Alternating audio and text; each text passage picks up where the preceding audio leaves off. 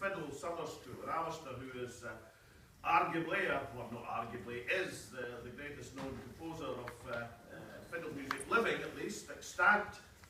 Alistair comes and does a magnificent summer school based here in this barn. And Alistair was kind enough a couple of years back to write a referendum tune. And it goes with an absolute swing. I won't try and hum it along, but some of you, who knows, so there might even be a fiddler or two, apart from the ones on the platform, in the audience tonight who know Alistair Fraser's referendum tune. And Alistair finished the tune with a question. It finishes on a question mark in terms of the music.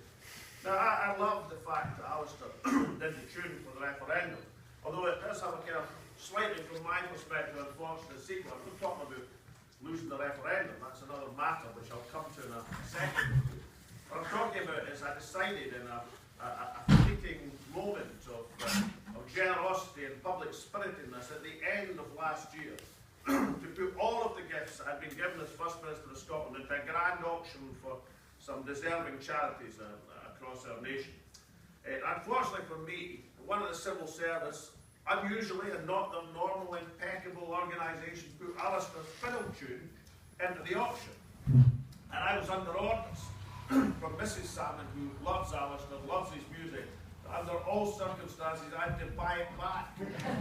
So I actually ended up paying, I think, 450 quid at my own charity auction to buy back the Alistair tune. So it's now proudly in Moira's possession. The referendum should be in possession. It should be just at that door there. But Alistair wrote that tune and he ended it with a question. And I think that's where we are in Scotland. I think that the question is effectively an answer. Now, I've written a book about it, and later on tonight I'll get the opportunity to talk specifically about the book. So let's talk about what progress can be made in 3.5 weeks' time at this coming election. Alistair wrote the referendum tune. I think it's 50 years since Don McLean wrote The Day the Music Died. I'm sure we can all sing the Chevy to the levy.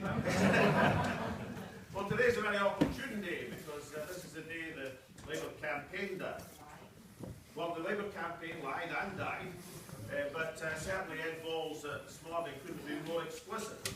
You may remember, as Nicola Sturgeon has been laying all about her in these debates over the last few weeks, that Jim Murphy has been claiming in each and every Scottish debate that the Labour Party were not planning any cuts. He said it innumerable times. Well, today Ed Balls said explicitly there will be cuts and Scotland will have its share of these cuts. There will be cuts and Scotland will have its share. It's the day that Jim Murphy's credibility was left in tatters. Now, I can see you're saying he didn't have any in the first place. And I understand that. I know that. He's got even less than nothing. He's moved into negative territory, just like his popularity rating. So his credibility has moved into the same territory. And the Labour spokesman in the Andrew Neil programme at lunchtime, I'm told, I got a fleeting message when my internet basically came on for about 10 seconds. I was coming through Blackford and I got a fleeting message saying that the Labour Financial Secretary had said on the Andrew Neil programme, when he was challenged about this and what Jim Murphy had said, he said famously, the Scottish Labour leader will not be writing the Labour Party budget. But then I knew that already, because I'm writing the Labour Party budget. If things go, then I'll just check my top pockets. Well, it's me, I'm in my top pocket. So, but that's the credibility of the Labour campaign that shot to pieces. So we now know, ladies and gentlemen, it ain't Murphy, it's Balls. It's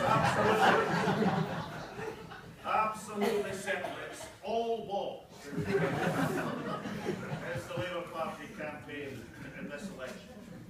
Let me say to you just how extraordinary this situation is. This is an editorial in the Financial Times. March the 15th, and just a few weeks ago, in the run-up to the budget, giving advice to George Osborne, the Tory Chancellor, on how he should frame his budget. And the FT, the business, the financial sector paper says, a chance for George Osborne to look beyond the UK fiscal deficit. And basically this editorial, in the Financial Times, argues it was time to move away from austerity. It was time to reverse the austerity programme, and argued in the Financial Times editorial that there was room and scope to do that. So how have we got to this remarkable position, that the position of the UK political parties is such that not only is the Financial Times to the left of the Conservative and Liberal parties, of which is probably less surprising, we've now got to a situation where the FT is to the left of the Labour Party, since each and every one of the three Westminster parties have signed up to a renewed austerity programme of £30 billion.